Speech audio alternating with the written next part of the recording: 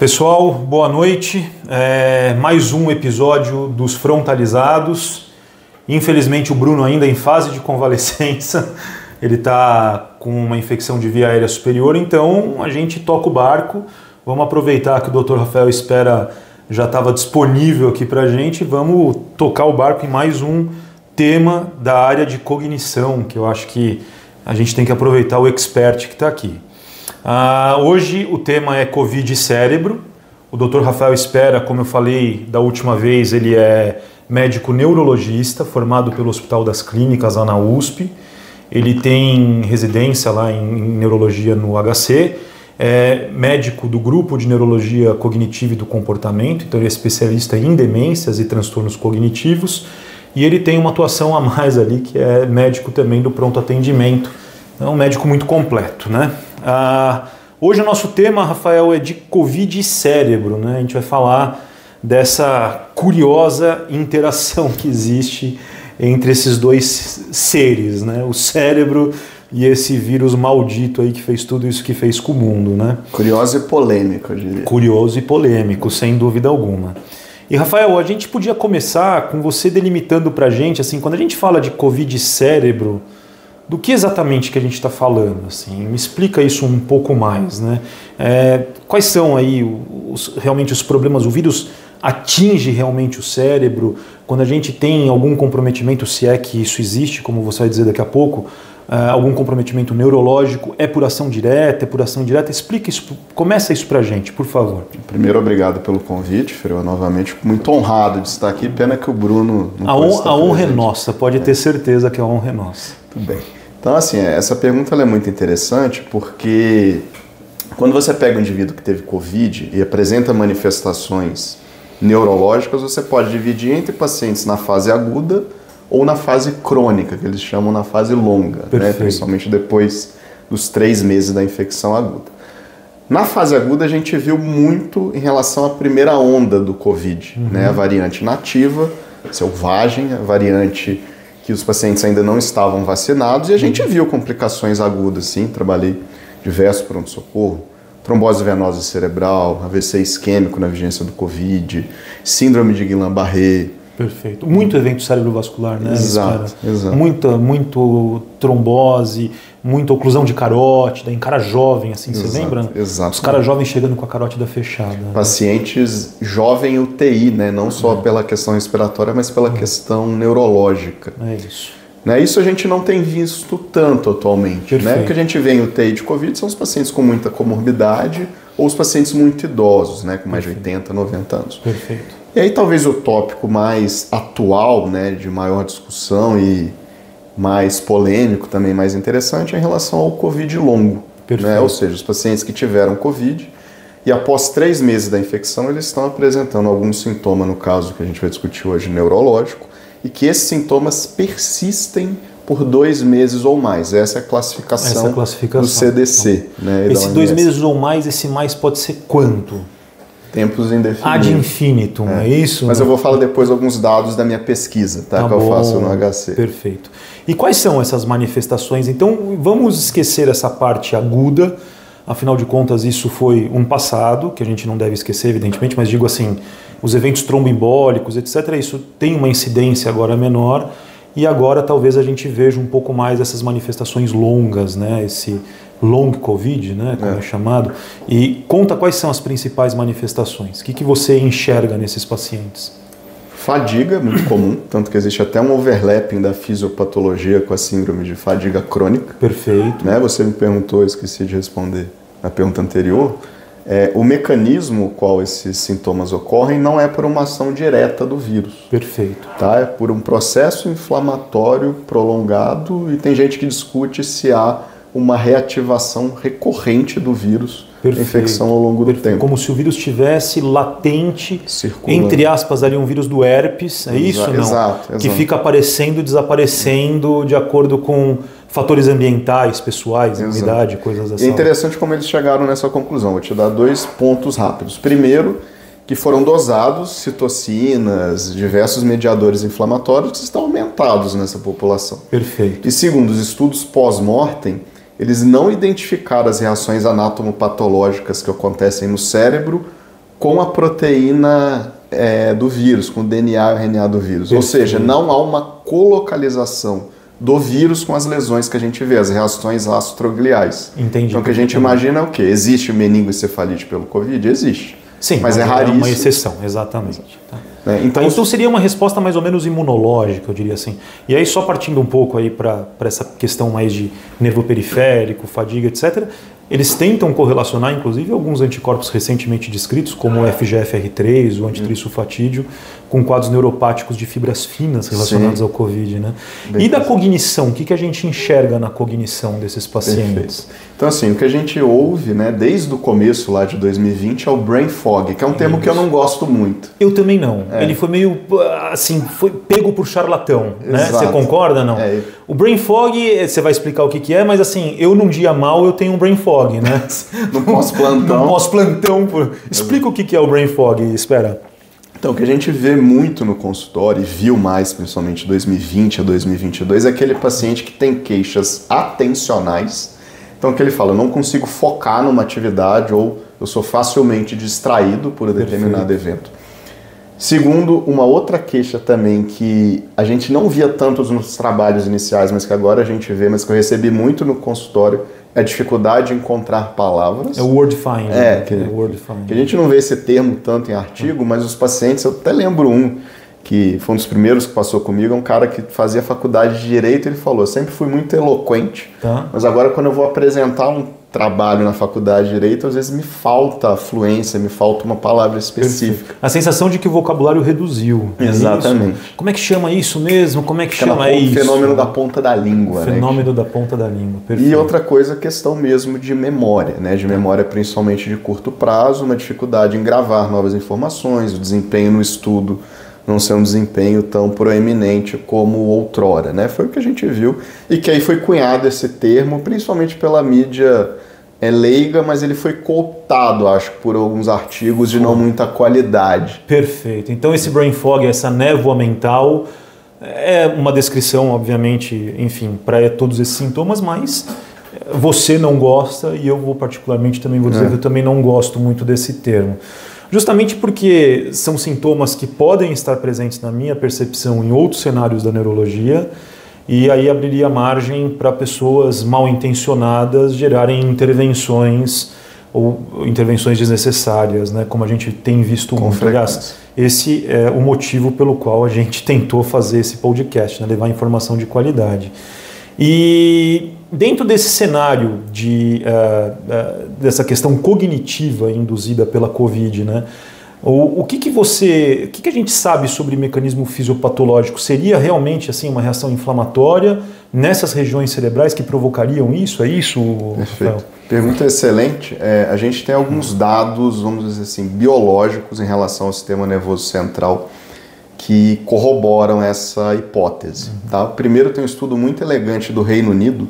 Eles têm um biobanco de neuroimaginologia. Tá. O que eu quero dizer? Eles fizeram um trabalho que avaliaram pacientes que tinham Covid e que tinham uma ressonância pré-Covid comparado com a ressonância pós-Covid. Perfeito. Pô, que legal, interessante. Esse trabalho é um dos trabalhos mais bonitos que eu li, acho que de todo esse período da pandemia. Legal. E ele mostrou diversas alterações, tanto de difusividade em relação a vias neurológicas, espessamento cortical, algumas regiões que são mais afetadas nessa patologia. E principalmente regiões frontais e regiões próximas à circuitaria límbica. Perfeito. Então, o que justificaria o quadro clínico que o paciente apresenta. Perfeito. E estudos com PET-FDG, 2 estudos especificamente, assim, séries de casos com 20 e 30 pacientes, mostrando o hipometabolismo frontoparietal em alta convexidade, e um estudo demonstrando também uma alteração principalmente das regiões temporais mais mesiais. Tá bom. Também próximo ao circuito de simétrico memória. Não? Ou assimétrico? A maioria dos estudos simétricos. Simétrico, mas senão seria uma possível DA ali, iniciando, é isso? Sua afirmação é muito interessante, porque assim, eu tenho uma unidade lá no HC, não sei se você sabe, que é 4809, que eu avalio pacientes com queixa cognitiva pós-Covid. A gente está junto, eu não sabia disso. Exato. Então você tem um ambulatório de neurologia cognitiva pós-Covid. Exato. E eu faço PET-FDG desses pacientes. Que legal, espera. E aí? E a gente achou um cluster de alterações que parece com desses estudos, mas tem uma característica interessante. Qual que é? Que talvez seja por ter um N de hoje só 28 pacientes, mas é um N interessante para PET-FDG, que as alterações realmente parecem mais frontais nos meus pacientes, mas mais do lado esquerdo. Olha que curioso. E bate muito que eu tenho uma incidência muito grande de queixas. Talvez seja um viés de seleção. O paciente do lado esquerdo, ele tem a maior dificuldade em linguagem, ele procura mais o atendimento, né? Perfeito, foi o que eu pensei. Pode ser, tá bom. Mas a gente achou no giro frontal inferior esquerdo um cluster de hipometabolismo. Quando comparado pacientes, a maior parte dos que eu avalio, pacientes com Covid leve, a maioria, ou em menor parte moderado, e pacientes com uma mediana de idade de 47 anos. Olha só, que interessante. E Rafael, outra questão que eu acho que é importante, você falou de Covid leve, moderado, existe uma correlação do quadro neurológico com a gravidade da Covid, não? Pergunta excelente, tá? Por quê? Vou dar um passo atrás. A gente tem estudos de 2010, 11, 12, 13, até estudos bem feitos, Lancet, New England, que avaliaram pacientes, o desempenho cognitivo pós uma internação em UTI.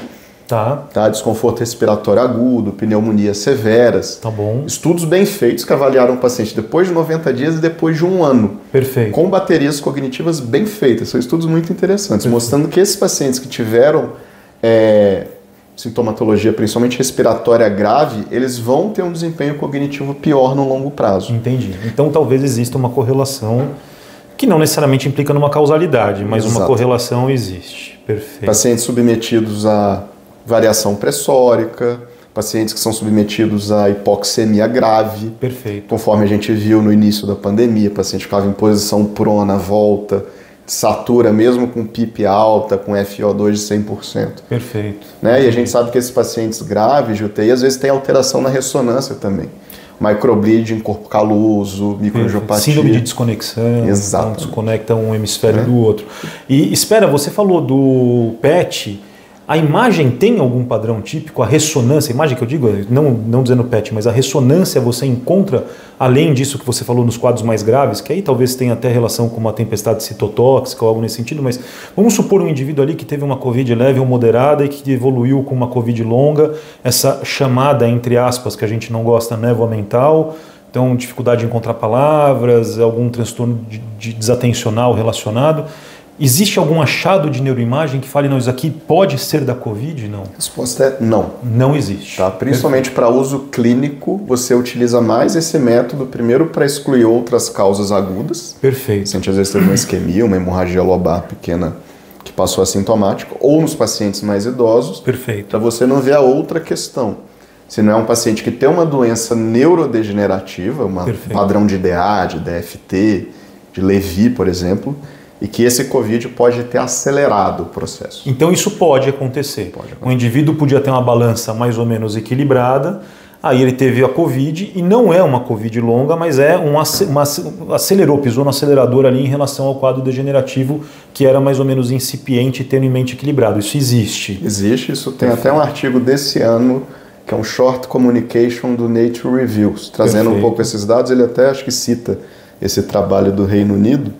E é o que eu mais vejo no meu consultório, tá? Não é pacientes com queixa pós-Covid, são pacientes muito idosos, que às vezes já tinham um CCL estável, um comprometimento cognitivo leve, sem um diagnóstico, e que o Covid acelerou isso. Vou te dar outro paralelo. Paciente que tem trauma de crânio, não trauma de bater a cabeça num armário, mas assim, um trauma, uma concussão, um acidente automobilístico. A gente sabe que esse tipo de trauma pode acelerar o processo e fazer aparecer os sintomas 10 anos antes. Isso, perfeito. Então, gera uma astrocitopatia, né? Uma reação astrocitária. Isso acontece em bastante doença neurogenética. Né? A Vanishing White Matter Disease é uma dessas doenças. A adrenoleucodistrofia ligada ao X, por exemplo, uma das recomendações que a gente dá para os pacientes é evitar trauma. Né? Mas é por conta disso, né? Por conta dessa reação astrocitária do pós-trauma. Que legal. E espera, tem algum tratamento específico para isso? O que a gente faz? Por exemplo, você pegou um paciente lá no consultório e aí esse paciente foi investigado, pelo que eu estou entendendo, me corrija se eu estiver errado, é um diagnóstico mais de exclusão, você lança a mão de exames de investigação complementar para afastar outras causas, né? Não para confirmar ali uma neurocovid, né?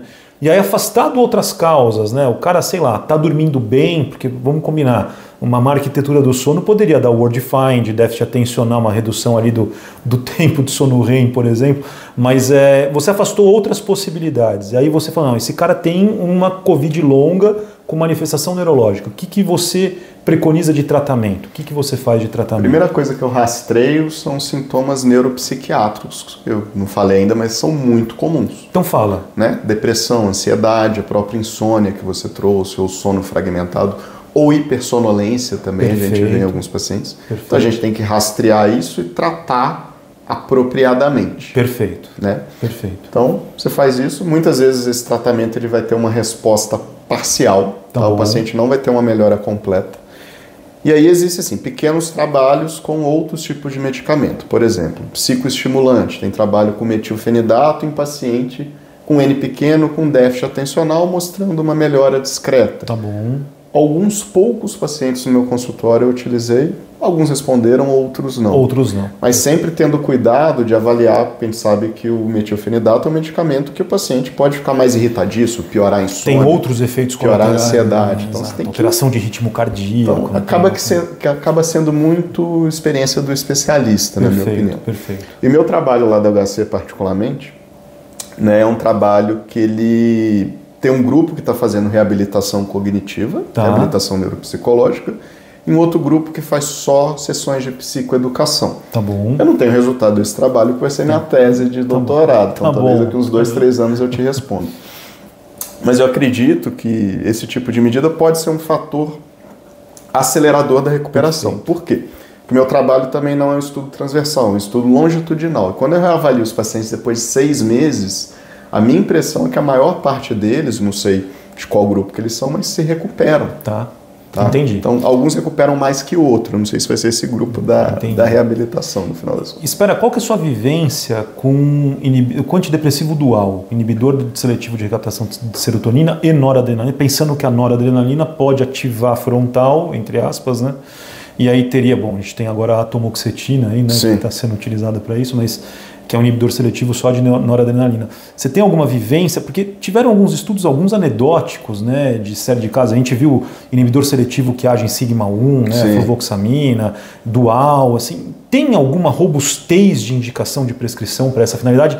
Excetuando-se o cenário da comorbidade psiquiátrica, porque aí eu entendo que teria uma indicação por conta da comorbidade psiquiátrica, né? Mas eu digo assim, tratado todas essas outras comorbidades para COVID neurológica longa diagnosticada, teria indicação desses fármacos? Não tem nenhuma robustez científica isso. Mas eu faço com frequência no meu consultório. Perfeito. E você vê resposta, não? Depende. A maior parte das vezes eu acredito que sim, mas porque estou falando dos pacientes sem Alzheimer, né? Sem doença neurodegenerativa. Porque realmente eu acho que os inibidores duais têm uma capacidade melhor de tirar um paciente daquela apatia ou daquele sintoma de hipersonolência. Perfeito. Então, talvez com um pouco menos de efeito também colateral sexual, a gente consegue trazer uma funcionalidade maior para o paciente. Que legal, que legal. Bom, você está trazendo tua vivência da tua prática, né? Você está trazendo o que tem de melhor evidência e está trazendo a vivência da sua parte. Só fazer um comentário breve, que esses trabalhos de tratamento de Covid longa, eles sempre colocam um protocolo de atividade física. Perfeito. Tá? Existem protocolos, Harvard, Mayo Clinic, diversos, de como você reestabelece um paciente com astenia, com uma síndrome de fadiga crônica, para voltar à atividade física progressivamente. E isso tem um impacto, a gente sabe, cognitivo também. Perfeito. Atividade física é o melhor remédio para o cérebro, né? Você tem que entrar na recomendação. Atividade física é um santo remédio, realmente. E legal, sensacional, mais uma vez sensacional. E qual que é a mensagem que você deixa para essas pessoas que ainda sofrem, né, com sintomas neurológicos após a Covid? Aqui nosso foco mais transtornos cognitivos, né, mas você mesmo disse, existem vários outros sintomas neurológicos que podem ser epifenômenos ou não, né? Citando, por exemplo, novamente o exemplo dos anticorpos relacionados a ganglioma e neuropatia de fibras finas, mas em relação à questão cognitiva, assim, o cara está lá ainda no brain fog, né? Detestamos esse termo, mas está lá né, com dificuldade de encontrar palavras, por exemplo, um advogado, como você precisa, né, ter aquela eloquência, aquela prosódia boa, o que você recomendaria para ele, além da atividade física? O que você recomendaria? Acho que a primeira coisa assim, é você tentar reestabelecer o indivíduo nas suas atividades diárias. Perfeito. Então, quando a gente fala em reabilitação cognitiva, junto vem sessões de psicoeducação. Perfeito. O que é isso? Como o paciente lida com o déficit. Então, por exemplo, até uma leitura, estudo, existem trabalhos que falam, você quando está lendo um livro, tem vários ciclos, escreva, faça uma conexão entre as histórias. Então tem várias medidas que você pode fazer nesse aspecto. Então tem coisa para fazer. Muito. O ideal seria buscar realmente um especialista para que ele pudesse orientar quais seriam as melhores medidas. E eu acho que para o público leigo evitar a infecção de Covid, né? Exato. Essa é a base, né? E se vacinar, não? Isso que eu ia se falar. Vacinar, tá bom. É importantíssimo, né? Eu ainda não tenho esse dado, na minha pesquisa eu monitoro quem tomou vacina ou não, quantas doses, quais vacinas. E é importante você fazer o follow-up do paciente. Igual eu disse, no meu curto período de pesquisa, 6 meses a maioria dos pacientes melhoram, mas tem aqueles que não melhoram. E se forem piorando ao longo do tempo, você tem que ligar o sinal de alerta para uma doença neurodegenerativa ou por algum outro processo. Tem alguma outra coisa por fundo, provavelmente, que esteja agravando. Porque a tendência não é ir piorando. Exato. Né? Ou melhorar ou pelo menos ficar estável. Ficar estável. Perfeito. Espera, mais uma vez, muito obrigado. Maravilha, obrigado pela aula que você deu pra gente, pela segunda vez, né?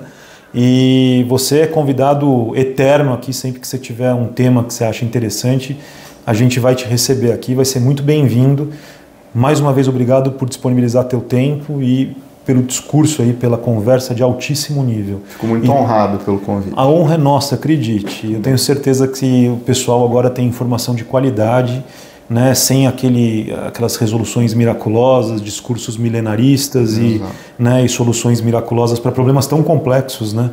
A gente não resolve problema complexo com resposta complexa. Né? A gente não resolve problema complexo com resposta simples, mas sim com resposta complexa. Eu gosto que você é um fã, assim como eu, do Carl Sagan. Eu sou fã do Carl Sagan. Eu sou um fã número 1. Assim, o Mundo Assombrado pelos Demônios, do livro dele, é um livro de cabeceira atual, né? Um livro que foi escrito no final da década de 90. E depois eu vou até fazer com o Bruno uma boa ideia que você me deu agora que eu tive. Eu vou começar a fazer com o Bruno recomendações de livros. Acho que seria interessante. Né? Fazer uns shortzinhos de recomendações de livros. Então tá um primeiro aqui, o livro do Carl Sagan, O Mundo Assombrado pelos Demônios. Não se assustem com o título, tá? Os demônios aí, na verdade, é a falta do pensamento crítico, do pensamento científico. E é bem interessante, recomendo a leitura para quem tiver interesse. É o que a gente mais precisa, né, atualmente. É o que a gente mais precisa, é o que menos tem, Exato. infelizmente, está em falta. Obrigado. Obrigado, um abraço.